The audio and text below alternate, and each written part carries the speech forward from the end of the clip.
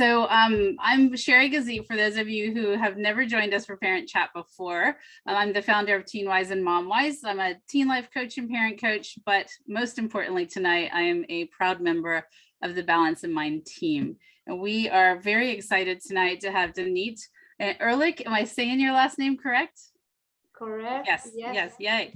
And she has amazing credentials, amazing knowledge that she's bringing to us tonight. She's a certified youth and adult mental health first aid instructor. In the chat box, let us know if you've gone to that before. We have a lot of amazing parents who are getting themselves educated, you know, as far as that programming. So let us know if you've done that before. She's a certified parent coach, a life coach, and a parent-teen mediator. Love that. So Danita is bringing us so much information tonight, and we are so glad to have you here with us. Thank you very much. Definitely. And I know that actually Lake Washington Foundation is going to offer to the community in springtime the youth mental health first aid training. So stay tuned for that. Nice. So be watching for that. And if you're not in the Balance in Mind Facebook group, jump in there. We'll make sure it's in there. But also it will be on the main Lake Washington School District Foundation page and everywhere. It'll be everywhere. So just make sure you jump in and do that training. It's very, very informative. So before we jump into Danit's presentation, I want to take just 60 seconds to get grounded and to breathe. And it's interesting, we did this a couple of times ago, how long 60 seconds feels like when you're just stopping and quieting the mind and just breathing. So I promise you it's going to be 60 seconds. It's going to feel like longer. But so hang in there with me to do that. I'm actually going to time it to make sure so nobody can say, no, you were wrong on this. All right, everybody ready? I'm going to turn off my video here and just breathe along with this blue dot thing. And I'll be back in a moment.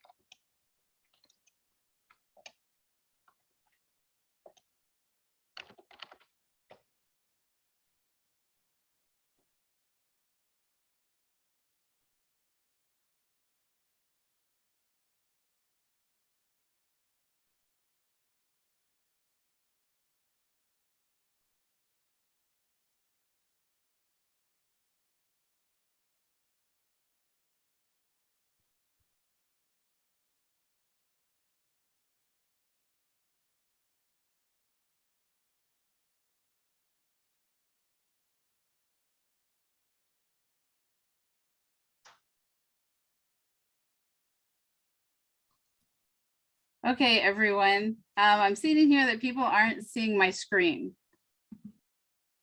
Can somebody let me know if you're seeing a slide share or not? We don't see it. Oh, I'm so sorry. Okay, well, I'm sure you were breathing, you know, on your honor here. But so I'm going to let actually Danit take over the slide sharing, and let's make sure you can do that. Definitely. Thank you very much, Sherry. Hi, everyone. Thank you for joining me tonight. I know that it's hard not to talk, but I would love to see your responses in the chat when I have questions for you. Just make sure to click on to everyone so everyone can see it, unless you want to share it just with me. I will have something at the end that you can choose whether to share with me or to share with everyone. So as Sherry said, one of the things that I do a lot, especially throughout this pandemic, is talking about mental health challenges, suicide, and actually just to add culture to all of that is amazing. And that's something that I love doing. And I really appreciate Balance in Mind for inviting me to talk about mental health and mental wellness and culture and how it affects each other. So mental health can happen to everyone, regardless their race, their ethnicity, but we know that every culture has a different way to look at mental health and mental health challenges. So if you can write in the chat, how does culture impact mental health? Can be your culture or other cultures.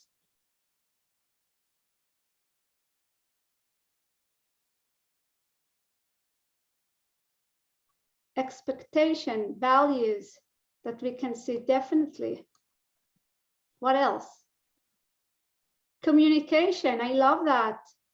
The way we communicate and whether we communicate or not, whether we can talk about it. Thank you. Yes, it's really important. Denial, misunderstanding.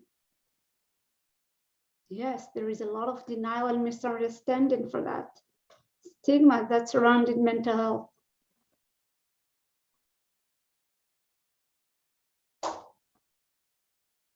Support, yes. That's a great one. So culture, whether it's in the parent language or not, that's really interesting one. And we all here are parents and caregivers or are working with kids and teens. And that's why it's important to add it to our language. And definitely we will talk about that today. So when we think about the ways that culture affects mental health challenges, we can see a lot of stigma surrounding mental health. Sinwai is saying, in my culture, you are not sick when you are struggling with mental health issues. That's a great one, definitely. And I can see also vulnerability. That's also something. Do we show ourselves as vulnerable or not? Are we allowed to show that or not? Depends on maybe on our gender. So what are the stigmas that surrounded mental health?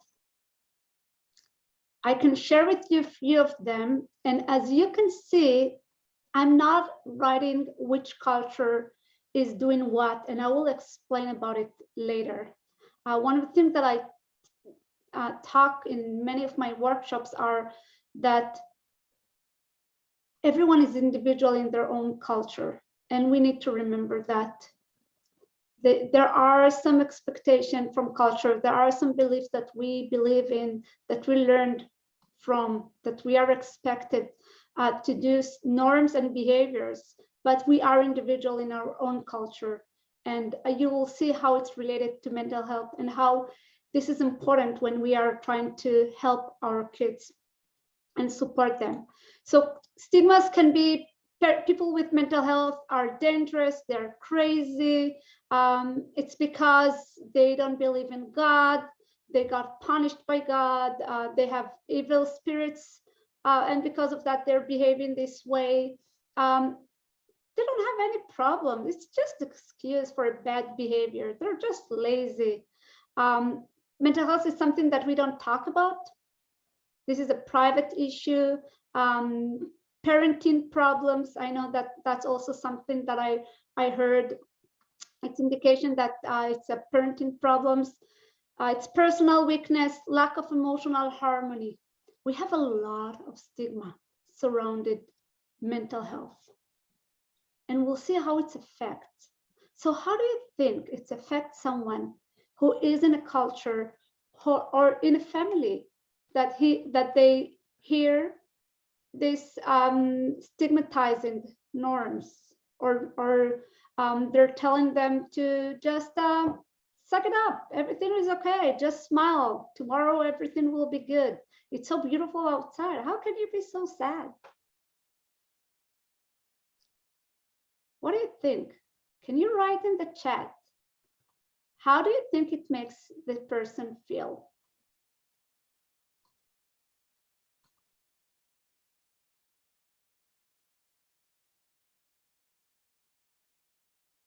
Frustrated and invalidated.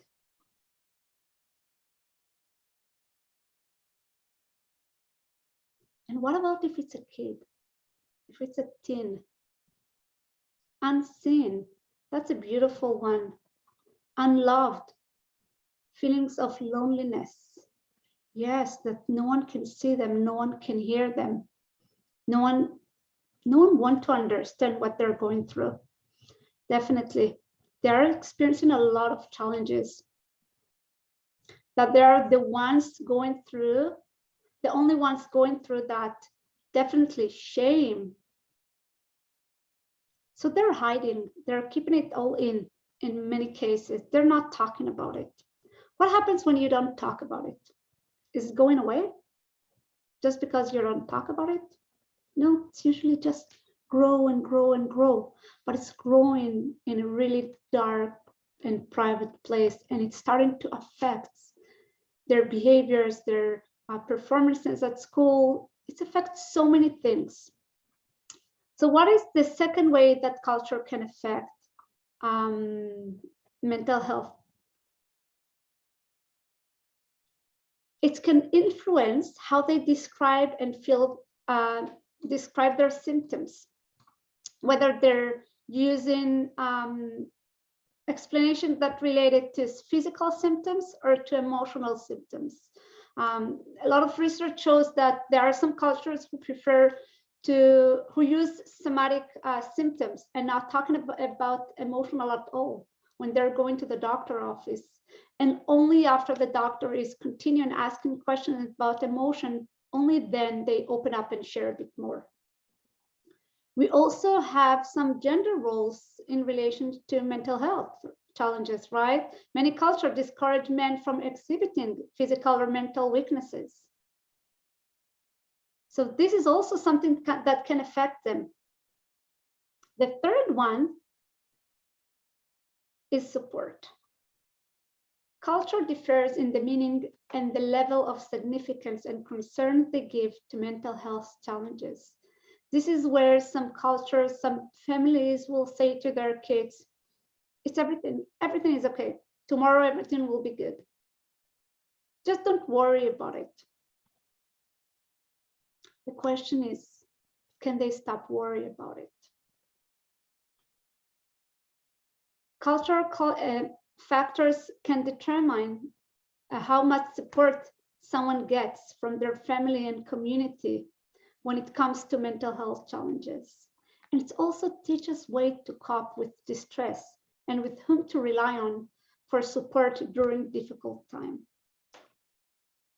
So there is a lot of connection between mental health and culture. And one of the things that it teaches us is that the way the culture perceives mental health challenges can impact whether the person will talk about their challenges and seek support or choose not to seek care at all. This is what everyone's culture can affect mental health in a way of reaching out to parents, reaching out to counselor, reaching out to other adults in their life and sharing about what they're experiencing, or just shutting down and not talking about it. But as we said, when you don't talk about it, it doesn't mean that it goes away. It means that it's continued to growing and to affect them, but it's in a really dark place inside themselves. And what we see many times, it's the aggressive behavior, or we can see that they're changed and we don't know why. So I want to show you a video, and then I have a question for you. Do you see my video? I can see it. Huh? Somehow I cannot share it. Just a second.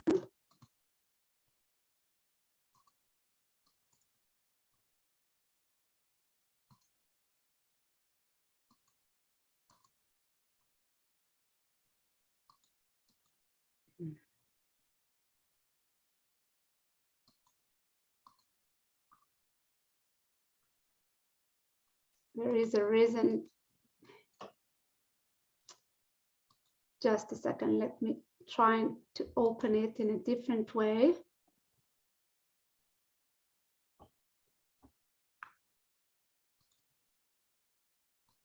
Tanita, if you can send the link to one of us, we can see if we can make it happen.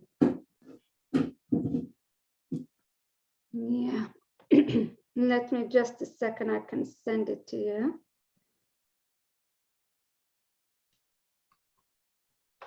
You know what? Just a second. I'm gonna put it in the chat box too. I'll try.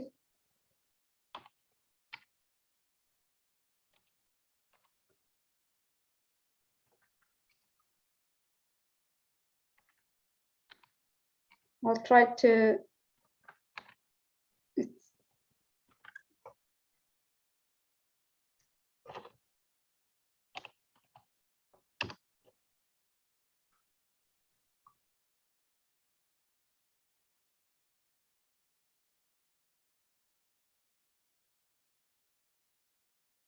Just a sec.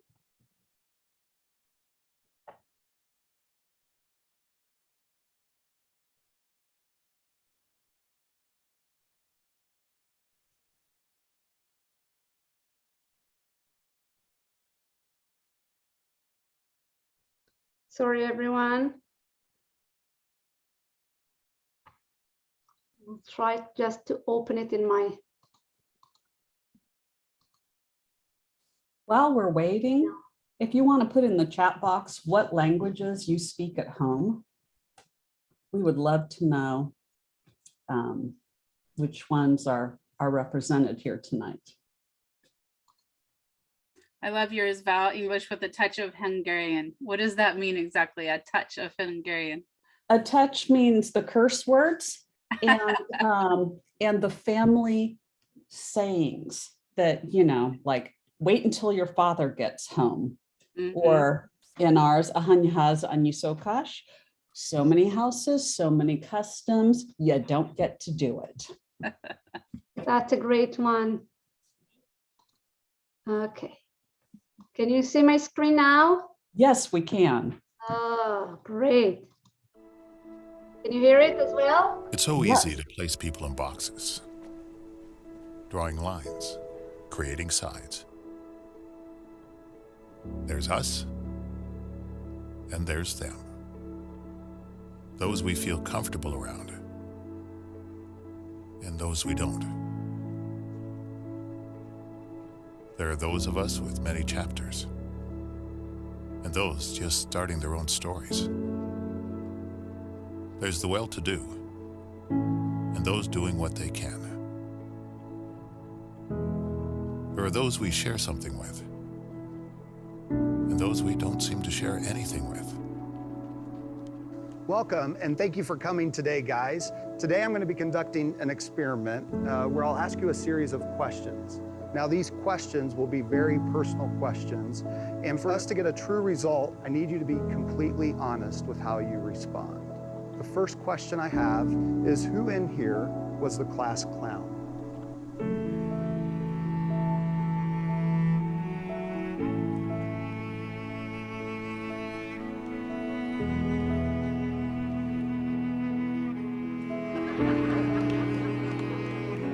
Who is never on time?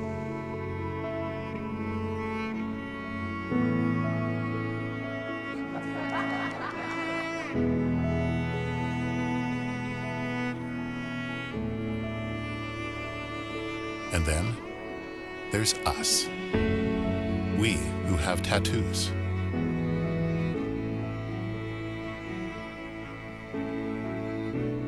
We who feel lonely.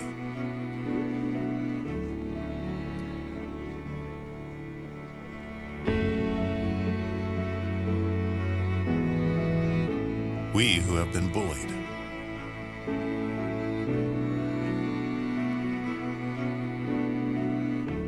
We who have bullied others.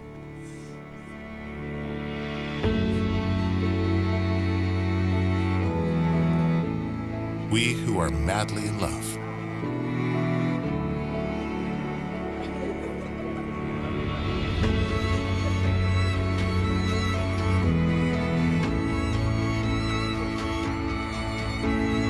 We who have overcome great adversity.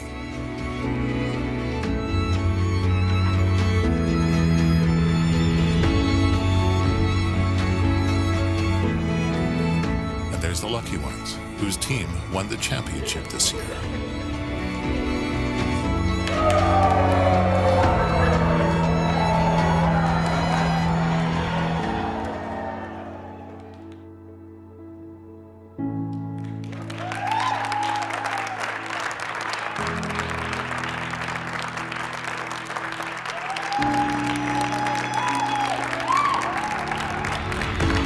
We who beat cancer.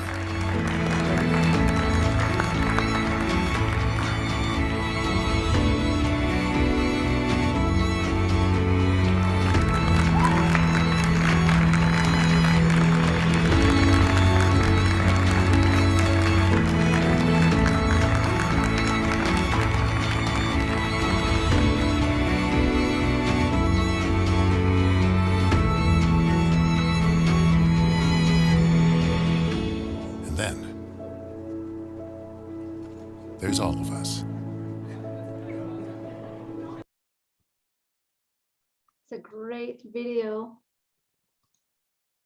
Stop share here. And I'll go back to my screen just a second. That was a great video, Denise. Thanks for sharing that. Right. I was so emotional the first time that I watched it. Yeah. Definitely, it's a great one, and I really appreciate them for doing this video. And one of the things that I want to talk and to really to take into consideration when we think about the boxes, and don't put a person in a box, and your culture. And culture doesn't have to be just where you're from. Culture can be subcultures that we are part of, special education, LGBTQ plus, veterans. There are so many subcultures that we are belong to. But our own culture, our beliefs, the way we grew up, continue to affect us, and we continue to bring that to our families, to here, to the United States, if you're not from United States, from the East Coast to the West Coast. So when you think about teens who are experiencing mental health challenges, they can be boxed in by the cultural stigma. And because of that, they may not seek help. How can we support our teens? How can we support our kids? How can we support our family, friends, community? Our role is vital in examining our own family cultural beliefs about mental health challenges. You choose whether to keep them in the box. So what I want to do here in this activity is, if you can write in the chat, if you think about your own culture, what are the things that you can do to take them out of this box, to allowing your kids, your friends, family members to talk about their mental health challenges, to share, to open up, to talk about feelings? What are the things, one thing that you can do, or more? If you want, you can share it in the chat with everyone, or to share it with me, because that's something that we need to remember, that we are coming from a specific culture. And one of the reasons that I'm not sharing statistics related to, in Asian culture, this is that, in the African American culture, this is this, in Middle East, this is that, because we're not just part of this, we're part of this culture, but it doesn't have to define us. We can be an individual in our own culture. So anyone wants to share in the chat? And I'm really sorry that I cannot hear your voices. I love hearing people sharing and talking, but the chat is a great way also.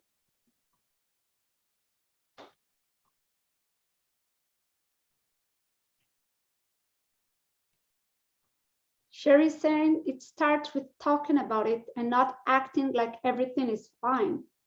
Definitely. And I have some tips for that, but I want you to think about that before. One of the things that I tried not to do, repeat generational patterns that have affected not only me, but family members. For instance, talking about feelings and emotions and parenting in the general manner. That's a great one. Model being open about how you feel. So I have a few takeaways here, and things that we can do to take our kids out of this box, to allow them to open up and to share. And why is it so important? It's important because, as we said, it doesn't go away if you don't talk about it. What happens is that it's continued to affect them. Research shows us again and again that the sooner someone can get help, whether to talk to parents, to caregivers, or to professionals, and maybe more than that in some situation, the sooner they can get help, the better the outcomes will be.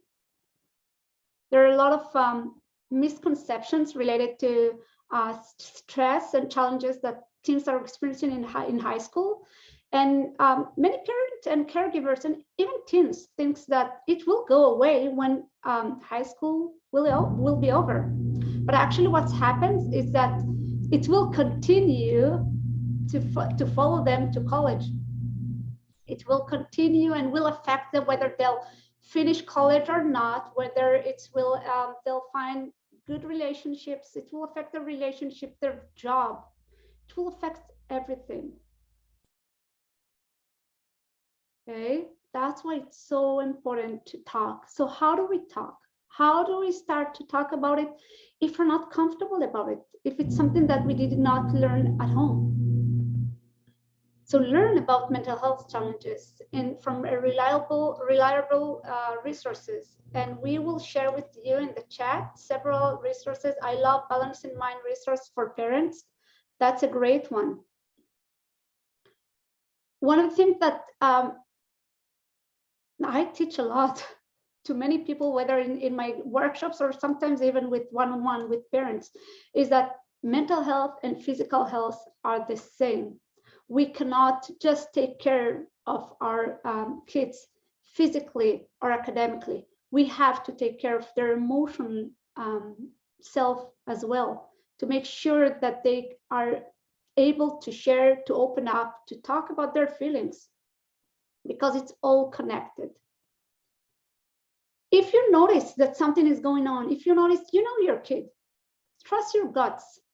If you see some changes in their behaviors, in things that they're sharing with friends, things that they wrote, something that they draw and make you think about something is going on here. You know, your red flags are on, saying something is going on. Reach out to them.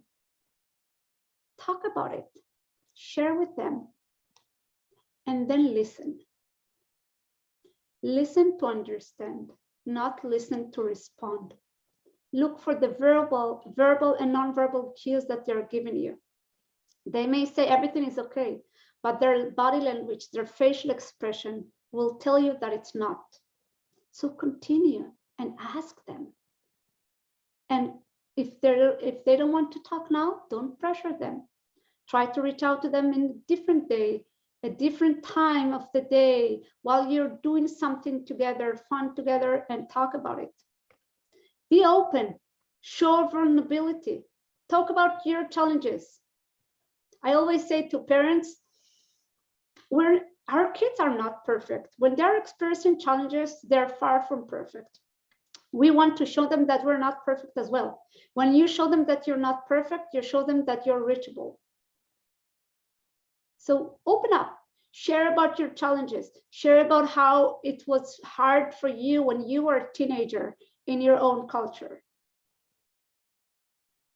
Okay, and if needed, connect them with professionals. And I have resources related to that for BIPOC community that I will share. But I see that a lot of messages in the chat. What did I miss? Someone was asking about the resource that you mentioned. So Val put it up there. Balancing Mind was one. NAMI is a really good one as well, and childmind.org. And I have 2 resources to share as well, definitely. Great. Thank you. So you'll also get all of these resources at the end. There will be a newsletter that goes out. So if you don't catch one, don't stress. Okay, so again, if in your family you don't talk about feelings, it will take time for your kids to really trust you and to open up, and give them that time. Give them the time that they need. Don't pressure them. I love doing fun things with my kids and then talking about it. I know that many teenagers don't like to look at your eyes when they're talking to you.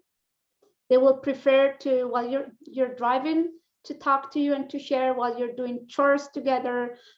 You may talk about general things, you know, kids who are experiencing stress may feel this and that. And again, if you don't have this information, go and look and search for in reliable resources that we are sharing here, and I love TeenLink. Also, they have a great resource in English and in Spanish, and I'm happy to share that in the chat in later.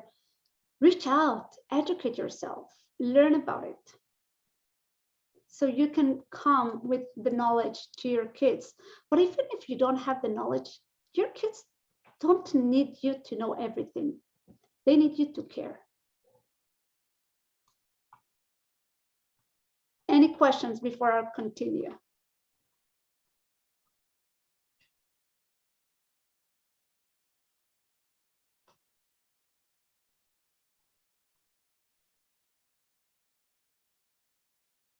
We talk, but the trust has been broken. Our kids only share certain things with their certain parents, feels broken and not streamlined. That's a great one. So sometimes we're not the right person to help. Sometimes we love our kids, we want to help them, but this trust is broken. It will take time to bridge it, and you're worried about your kids.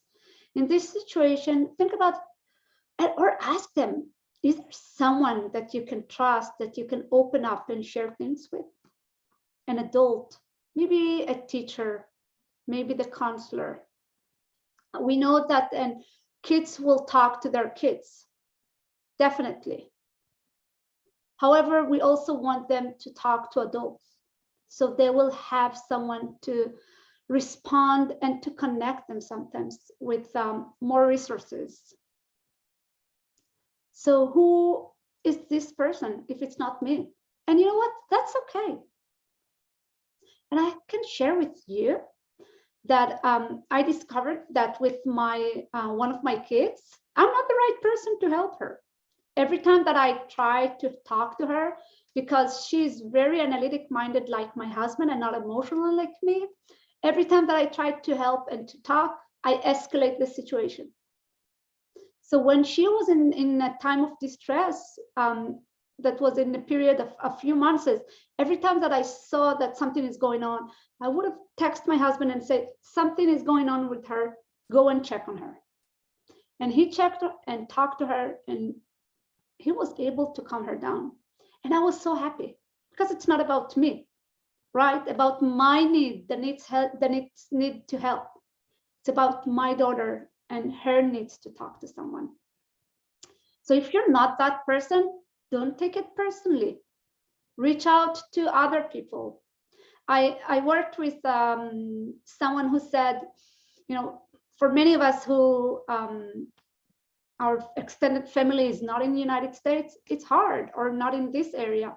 It's hard to have this support system for our kids. So one person that I coached, what she did, she reached out to a dad that is the friends of the family. And that person created connections with her son. And every time that her son was in distress, she would have called him and say, can you come? Can you take him to ice cream? I think, can you take him with the bike? I think something is going on and he needs to talk to someone. Be creative, or reach out to professionals.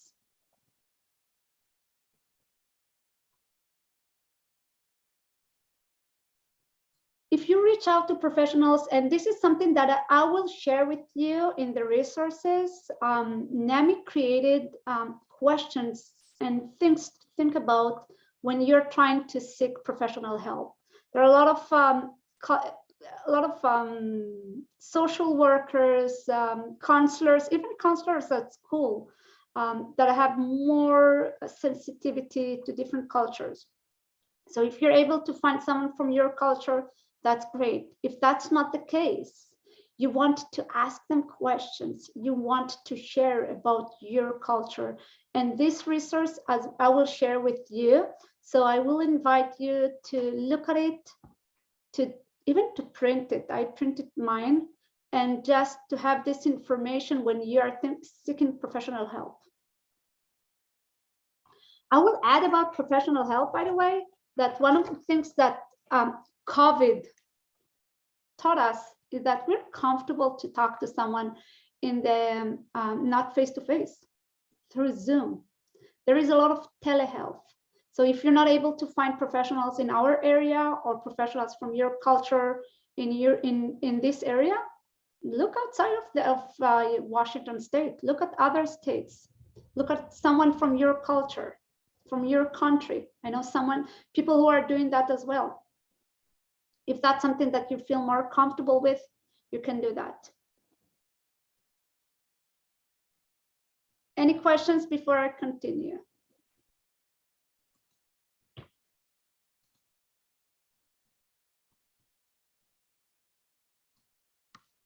Val, do you want to share about the things that you're sharing here with everyone? Real quick, those are the NAMI resources that I think at least one of them is the one Danita's talking about. There is a NAMI resource on tips for finding a culturally competent provider. And I also included the general NAMI info sheet on how to find a therapist. That's great. Thank you very much for that. And I don't see more question here. So I have another video to share with everyone. And what I love about this video is that this video was done by teenagers. So although the volume will not be so, it's not a professional video as you are going to see, but I think it's really an important video to see. And this was done in November 2020. So it's during this pandemic.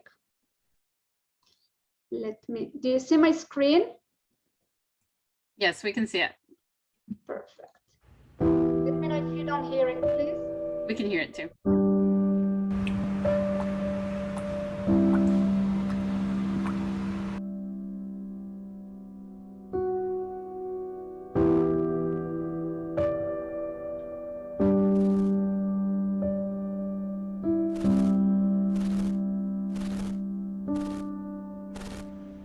How are you doing right now?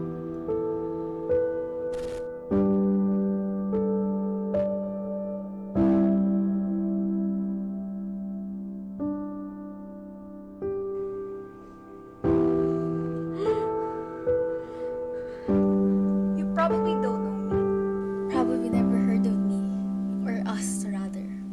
But will you give us a moment to share something with you? Today, for students like us, our biggest struggle is probably school, or this pandemic we're facing. But have you ever sat down and asked yourself, how are you? How are you coping up? Can you still hold on? Mental health. Mental health is more than the absence of mental disorders. It is an integral part of health. Everybody has it. This is about our emotional, psychological, and social well-being. It affects our thoughts, actions, feelings, and behaviors. We may sometimes have intrusive thoughts, negative feelings, bad actions, and behavior. But don't worry, your feelings are valid. We must end the stigma. Mental illness is a priority. Depression is more than being sad. Anxiety is more than worrying.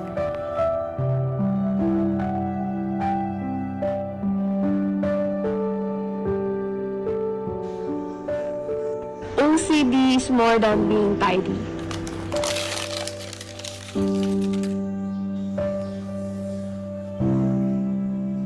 Bipolar is more than mood swings. Post-traumatic stress disorder is more than just flashbacks. Addiction is not just a choice. You'll never know if someone out there is also having a hard time. Sometimes you have to reach out to them and have a talk. Let them lead the discussion about what they're currently feeling, because being open can take a lot of trust or courage.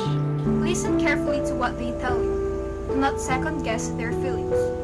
reassure them by telling them, You are strong enough to face this, but it's okay to ask for help. it's okay if you need to see a therapist. It's okay if all you did today was breathe. It's okay to start again. It's okay to say no. It's okay to rest. It's okay to let go. It's okay to do what's best for you. A lot of people around the world Are going through the same exact thing as you. But they choose to fight. So come and fight with us. Don't let them bring you down. You are so much more than your disorder. One day you will look back on this. And you will be so proud that you didn't give up. So keep on going. You've got this.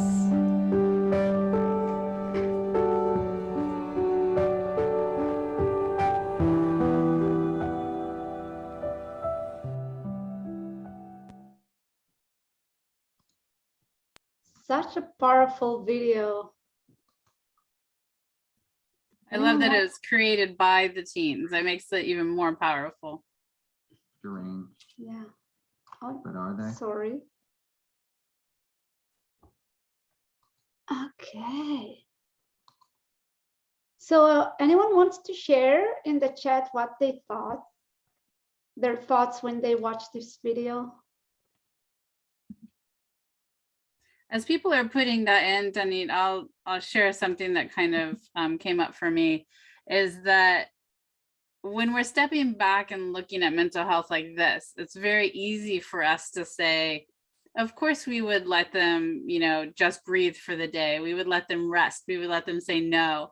But so many times we get so wrapped up in academics and getting the A's and getting all the homework in that it's like, okay, I want you to be able to rest and say no and just be, except I want you to still do those 3 hours of homework. So that's a difficult balance that we have as parents, especially if we have the value system of really wanting our kids to excel. You know, balancing that is difficult sometimes. I love what you said about balance. I think this is something that I always try to teach parents and teens, that we need balance. We need moderation and balance in everything in our life. Yes, academics is important, but what happens when they reached out to everything, but they drained all their emotional resources? They're getting to college, and instead of really be in the high achieving, high stressful situation without you to support them, they don't have these resources. Mm-hmm. So sometimes they will not get to the college that you dreamed about, or they are dreaming about. But there are so many other colleges. We want our kids to be healthy, not just physically, but also mentally. And I can see here, you're not alone. Yes, definitely. Social media is very demanding and disruptive. Well, I can talk about social media. I had some talk about that as well. Definitely, it's demanding, disruptive, but it's part of life. It's part of our team's life. And again, it's moderation and balance, right? How to do that. Definitely. Mistakes need to be embraced as learning opportunities, not recipes for guilt and self. Oh, that's a great one. Thank you. So one of the things that I had a discussion yesterday with a mom about letting kids to fail, about not doing everything for our kids. And this is something, and when I talk with parents of high schoolers, I tell them, besides the academics, besides the APs that they may get, they may have the 5 that they don't need to do in college and everything, what else do they have? What other life skills did they get? And the discussion that I had with the mom is that she complained that her daughter wanted her to do everything for her, to call to the doctor, to the psychologist, to reschedule the appointment and all of that.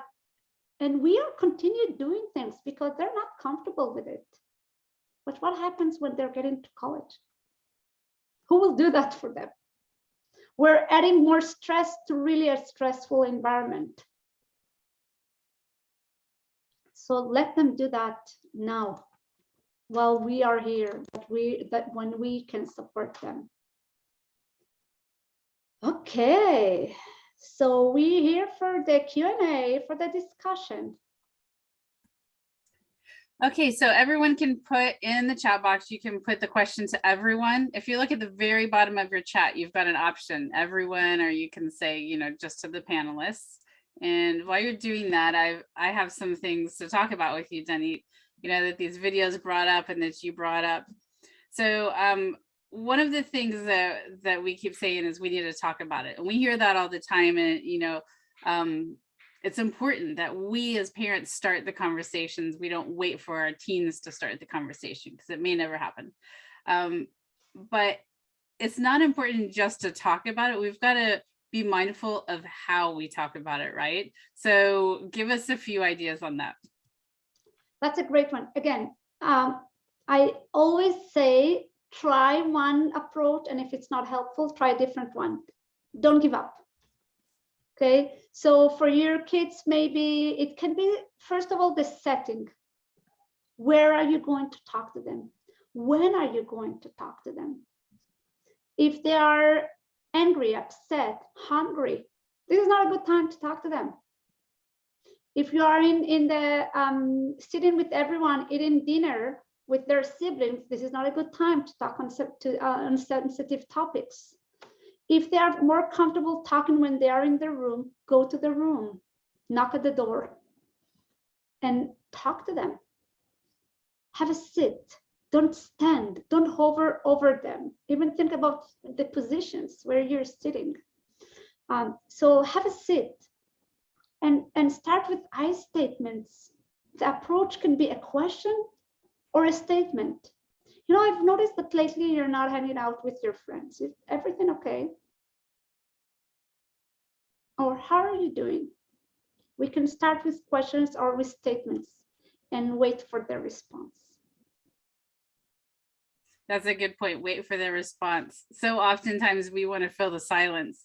We can just ask the question and just wait. It may feel like, just like with the blue circle, which, sorry, you guys didn't get to see, but that was only 60 seconds, but it felt like much longer. So just wait and see how they respond. Yeah, silence is a great tool for parenting, parents, teachers, everyone to add to their toolbox.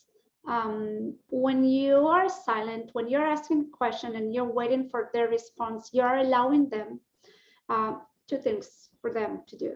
One, if they are more internal thinker, to think about the question, to process it, and then to respond.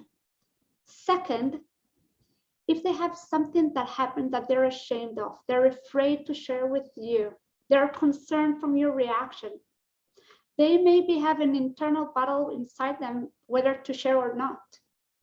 And by allowing them this silence, you're allowing them to gain the courage to ask you, to talk about it, to open up. So feel comfortable with the silence. Count in your head to 10 if you're not comfortable. This is something that I sometimes give parents as a tip, to take a deep breath, to really think about breathing, because when we are breathing, we are modeling them the behavior that we want them to do. So sometimes just by taking a deep breath, you'll see that they are more calm as well. And you are more calm and comfortable with the silence. It makes me think of like when you're in a Zoom meeting, you know, you're with two people and both people are going to speak at the same time. There's always one person who's like, oh, you go ahead, right? So we don't want to be the person that we take the space. We want to just wait and wait, you know, as much as we can for them to say the first word. Yeah. And if they don't, that's okay. You know, seems like you don't want to talk today. No problem. Whenever you want, I'm here. Mm-hmm. You know that you can talk with me. You can say whatever you want to say. I will listen. And you know what? Let's have a deal. Let's come to me and say, Mom, I want to say something, but I need you to listen and not to respond. Can we do that?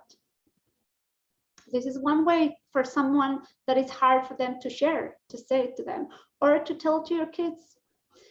Sometimes it's hard for us to talk, but it's easier for us to write it down. Do you want to send me a text? I'll be in my room. You can go, you can be in your room. Whatever you want, you can do that today, or you can do that tomorrow. Whenever you want, you can just write it down. I love that. I was in a parenting group today, and someone was saying, don't do that, don't text, and don't write it down. I'm like, why not? If you can get your teen talking, it does not matter if it's on text or in person. Of course, we'd love to have the chats in person, but the texting really does allow them to like not have that face-to-face, right? Where you're not looking at them. They know that they don't have to feel defensive because it's on a text, it's not face-to-face. So it's a really, really great way to break through the silence. If you're having your teen basically not say anything to you, it's a great way to get things started. Definitely.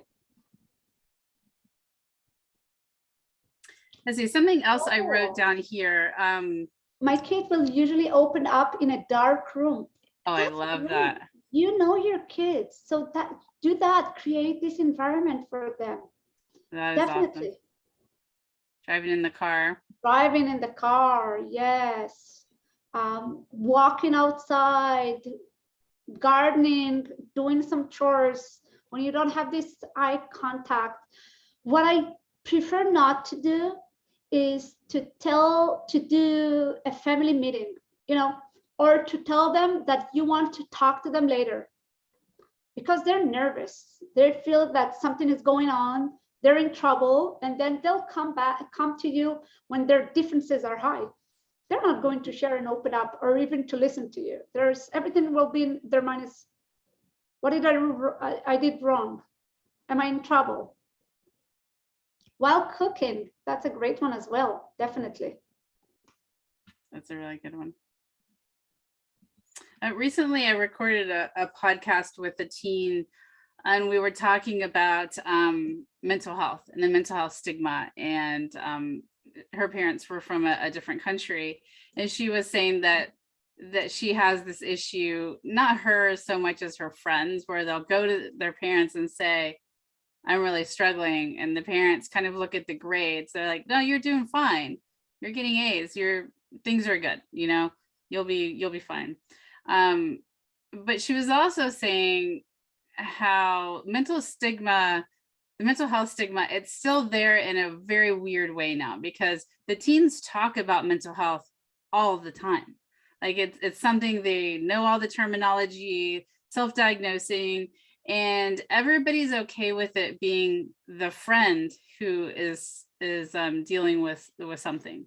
But when it's themselves, there's still that stigma for themselves. They still feel like they should be ashamed or shouldn't let people know. That's a great point. So what happens is that our kids have a mixed culture. They have the American culture that they grew up in, things, friends, school, the openness in schools that they talk about social emotional. They bring a lot of people to talk about mental health and suicide, depends on the age of the students. And then they have their culture, what's going on in their home. Mm-hmm. So sometimes there is such a gap that it's hard for them internally and externally to really take everything together. Right. That's why it's so important not to put them in the box. That's why, you know, everyone, we came to United States. It was so hard for many of us with so many things, right? To adjust to the area, to adjust to the norms. For me, for example, eating dinner at 5 o'clock was so weird, but I got used to it, and I prefer to do that now. This is how I'm used to things. So I adjusted and I adopted some of the things, and I let go of other things. So what we want to do, and that's why it's so important, it's to think about really after this training, write down to yourself, what are the things that prevent your kids to open up to you, to talk to you? Think about yourself as a teenager. What are the things that you struggled with or your friends struggled with? How can you change it? And be open to your kids about it. Talk about your challenges, talk about your struggle, and you can tell them, you know, I really want, I'm going to work on it. It was hard for me. It's still hard, and it will probably going to be hard. Can you help me? So you're coming from more equal level and not from here, that you're know everything, they need to do everything that you're saying. You're more equally. And this is how we are when we think about teenagers and high schoolers, and soon they're going to college. They need this, right? They need that we are equal. I like that, Denny, because we start like this, right? And what we're doing as they're gearing towards college or graduating high school, whatever they do afterwards, is that we have to gradually do this, right? We don't all of a sudden have it like this and then they get to college and we're like, oh, okay, there you go. Now go off and do your thing. It's got to be gradual. Definitely. And if you are in a culture that even you think that you're going to follow your kids to college, because I heard that as well, of parents who move to the same area, who are still doing the laundry for the kids, who are still taking care of them. Think about the purpose. What is the purpose here? You want to help them grow, mature, to be able to trust themselves, to do and to know how to do things. So sometimes we need to let go. Right. And again, to let go of things that we don't like about our culture or didn't like, and we are taken for granted. Right. Yeah, I mean, that's the great thing about the cultures is you can choose what really is meaningful to you, that you want to bring to your parenting, you want to bring to your life and pass down to your kids.